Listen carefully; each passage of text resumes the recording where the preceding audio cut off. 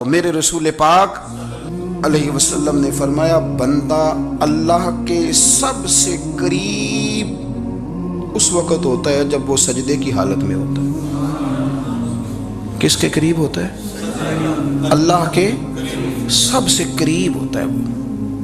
وہ بڑا نیڑے ہے رب کے، بڑا قریب ہے، اس لیے کہ وہ حالت سجدہ میں، وہ جب سجدے کرتا ہے نا، اس کی بارگاہ میں جب جھک جاتا ہے۔ آپ ذرا سجدے کی کیفیت دیکھیں نا، زبان بھی یہاں ہے، آنکھ بھی یہاں ہے، کان بھی، عقل بھی ساری، اس نے سارا کچھ رکھ دیا سجدے۔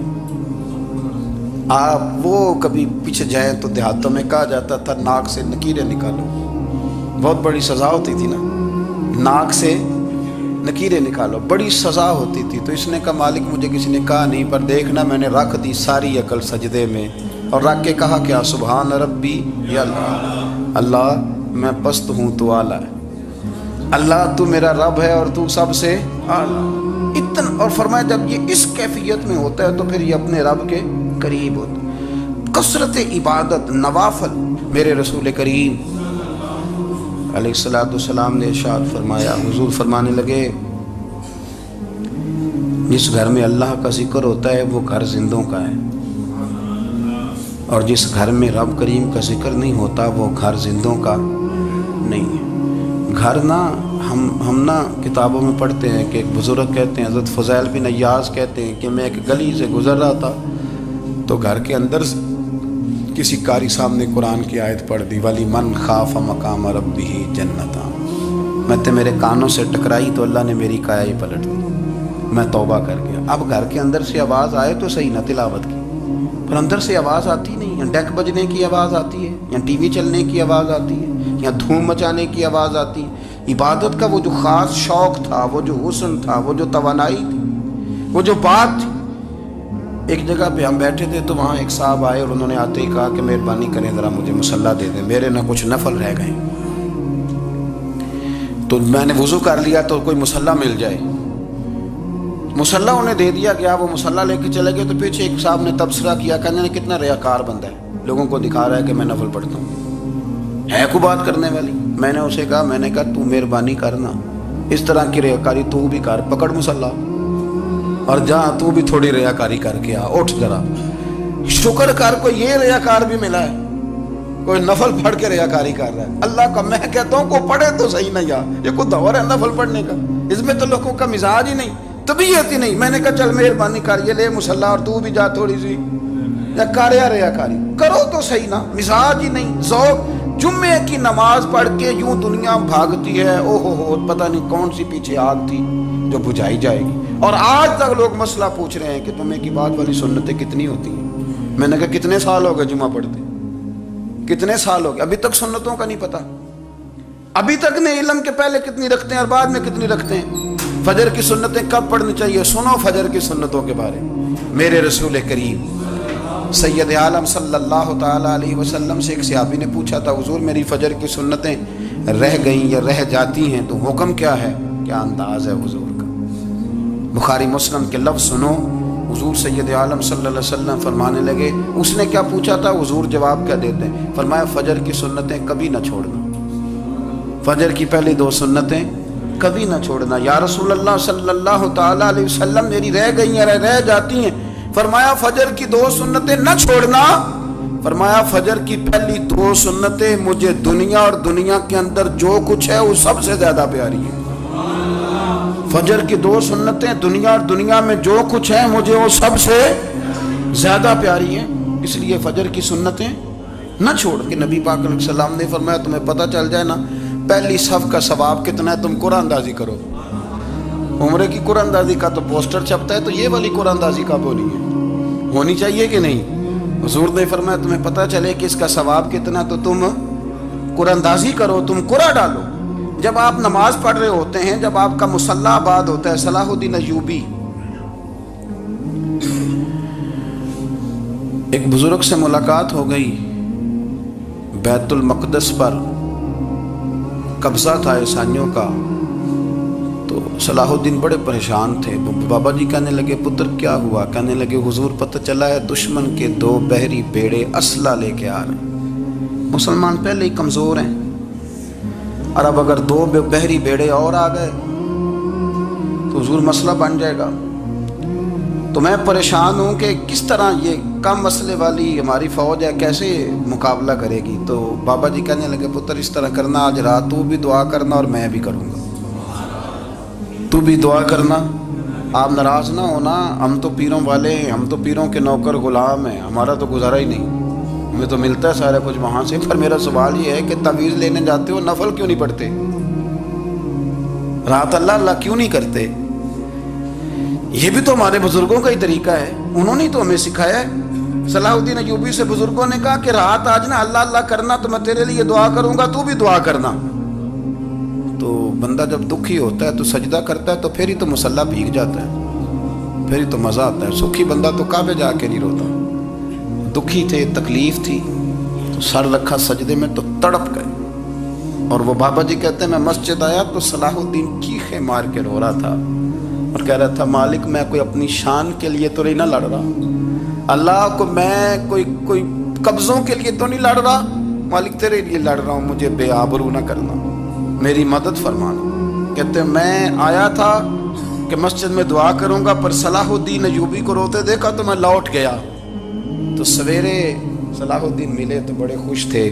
मैंने कहा, पुत्र क्या हुआ। कहने लगे, हुजूर वो बहरी बेड़े 2 आ रहे थे ना असला लेके, दोनों डूब गए पानी में, पानी में डूब गए। तो बाबा जी कहने लगे, सलाहुद्दीन वो पानी में नहीं डूबे, वो तेरे आंसुओं में डूब गए, वो गर्क हो गए। वो जो तूने मुसल्ला बात किया तो वो तेरे आंसुओं में डूब गए, वो गर्क हो गए, वो तबाह, इतने कीमती थे तेरे आंसू के, बहा ले गए दुश्मन के बहरी बेड़ों को। मेरे भाई, ठीक हो गया जी, मेरे अजीज समझ लें इस बात को हमेशा के लिए, और इस पर गौर कर लें अच्छे तरीके से कि मेरे रसूल करीम सैयद आलम सल्लल्लाहु अलैहि वसल्लम ने ना हमारी तवज्जो दिलाई, हुजूर ने हमें बतलाया, हमारा ज़ौक़ बढ़ाया इबादत की तरफ। एक सहाबी थे हज़रत अबू फातिमा रदी अल्लाह ताला अन्हु, ये तिरमिज़ी शरीफ की हदीस है। नबी पाक अलैहिस्सलाम ने फरमाया, अबू फातिमा क़यामत के दिन मुझसे जल्दी मिलना चाहते हो कि देर के साथ।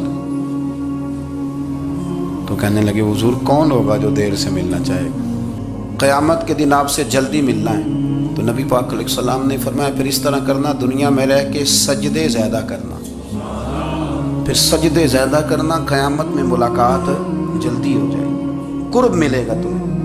अपने बच्चों के अंदर देखे ना, हम शौक़ पैदा करते हैं, हमें सही लफ्ज़ नहीं बोलने आते, पर हम बच्चों में शौक़ पैदा करते हैं कि पुत्र डॉक्टर बन जाएगा तो बड़ा नफ़ा करेगा, तो लोगों की खिदमत करेगा, मुल्क व मिल्लत की खिदमत करेगा, तेरे अब्बा का नाम रोशन होगा, तेरे दादा की तारीफ़ें होंगी। हम ये ज़ौक़ पैदा करते हैं, हम अपने नौजवानों के अंदर ये फ़िक्र पैदा करते हैं, उन्हें हम समझाते हैं कि मियाँ जब तुम पढ़ोगे, मेहनत करोगे तो फ़लाँ आदमी की तरह तुम्हारा नाम होगा।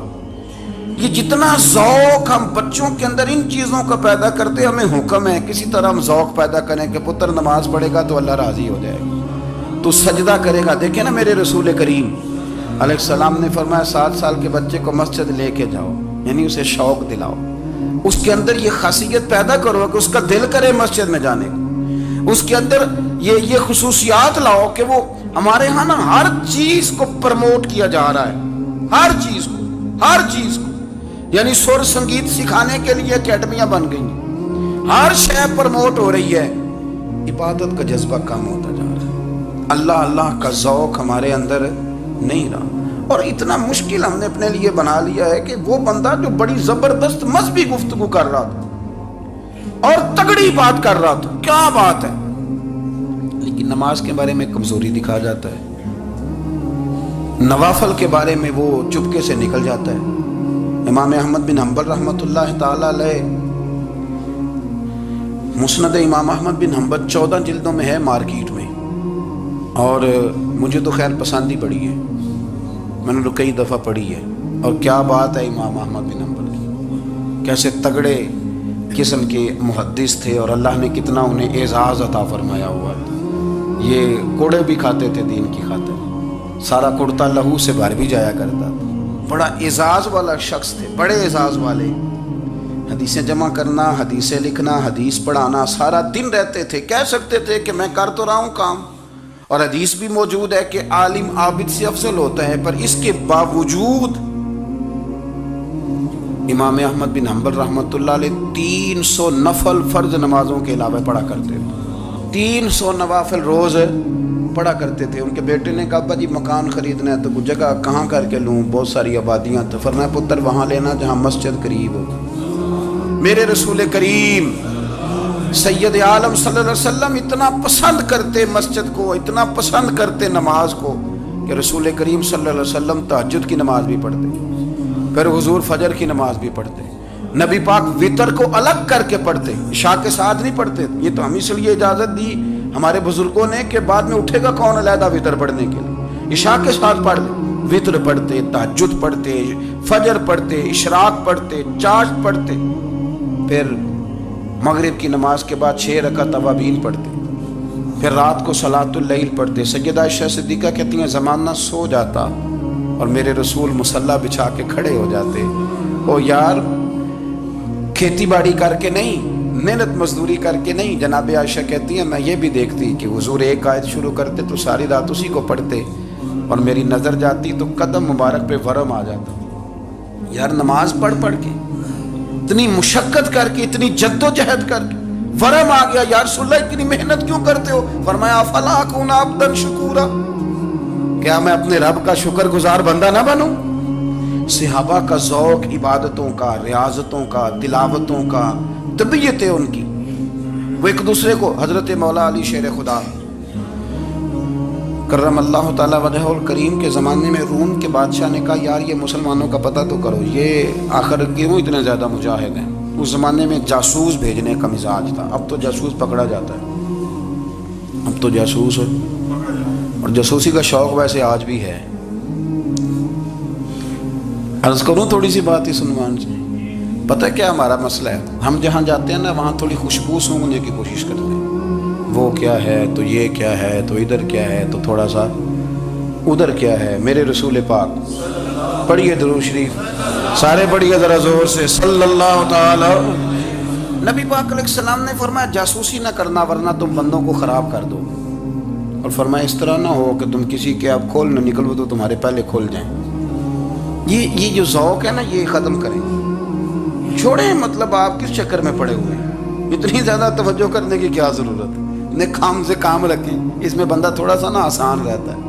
یہ جو بہت زیادہ ٹٹولنے والے لوگ ہوتے ہیں نا وہ بیچارے پھر عمر ٹٹولتے ہی گزار دیتے ہیں، اس لیے کہ مزاج ہی بہت پکا ہے، گوری کا منہ کھول کے اندر تک ہاتھ ڈالنا، تو پھر کئی دفعہ سامنے سے بچھو بھی لڑ جاتا ہے، خرابی ہوتی ہے۔ تو جاسوسی کی جاتی تھی، اس نے بھی جاسوس بھیجے، کیونکہ قبیلوں کے لوگ تھے، کچھ مسلم کچھ کافر، پہچانے نہیں جاتے تھے لوگ، تو کچھ لوگ اس نے بھیجے، انہوں نے آ کے نا تحقیق کی، ریسرچ کری کہ آخر ماجرا کیا ہے، تو واپس جا کے انہوں نے رپورٹ دی نا روم کے بادشاہ کو۔ اس رپورٹ کا ایک جملہ بڑا شاندار ہے، وہ کہنے لگا بادشاہ ہمیں مسلمانوں کی کوئی سمجھ نہیں آئی،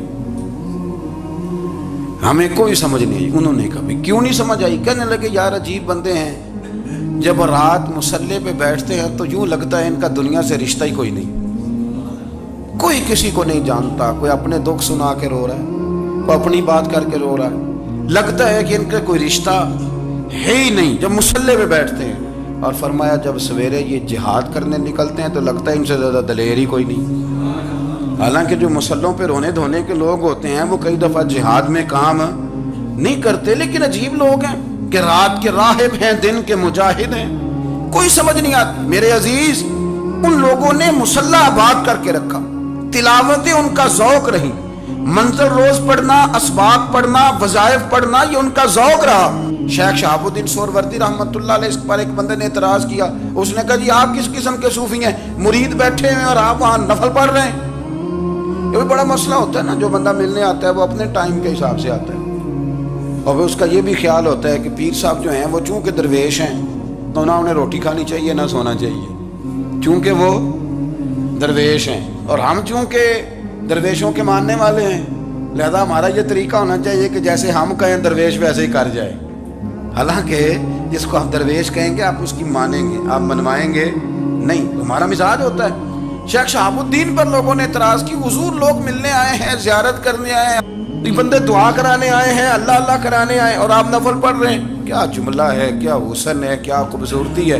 فرمانے لگے رب رسول سے مانگنے کے لیے مصلی بچھایا ہے، اگر وہاں سے مانگوں گا نہیں تو تمہیں دوں گا کیا؟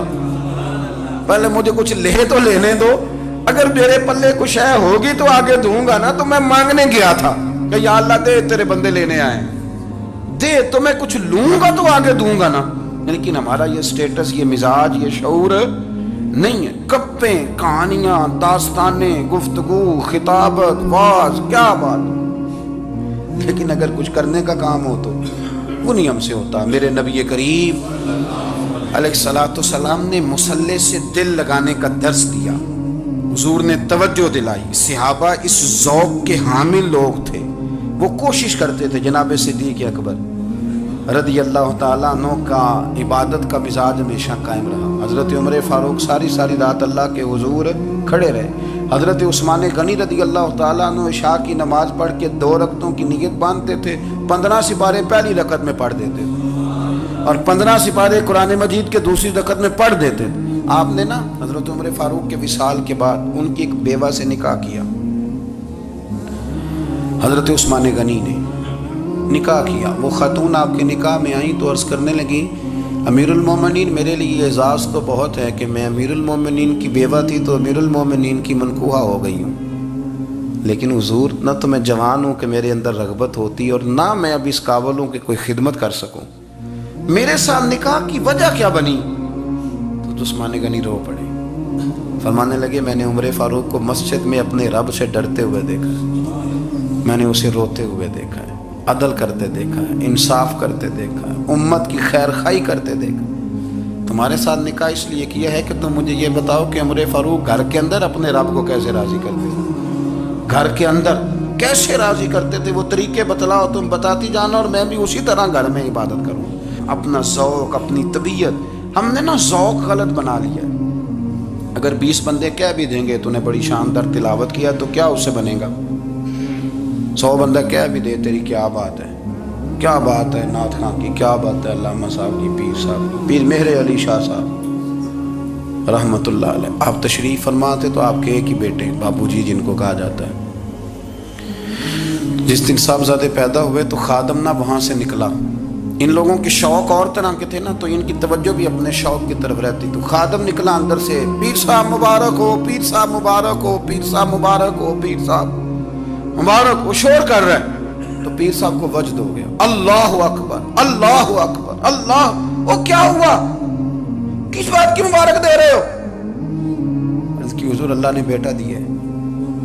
تو آپ فرمانے لگے اچھا حضور آپ کیا ہوا؟ آپ تو پریشان ہو گئے. فرمانے لگے جب تو نے 3 دفعہ کہا نا مہر علی کو مبارک ہو تو میں سمجھا تھا شاید تجھے کسی نے بتا دیا ہے کہ مہر علی سے اللہ راضی ہو گیا. میں سمجھا تھا کہ شاید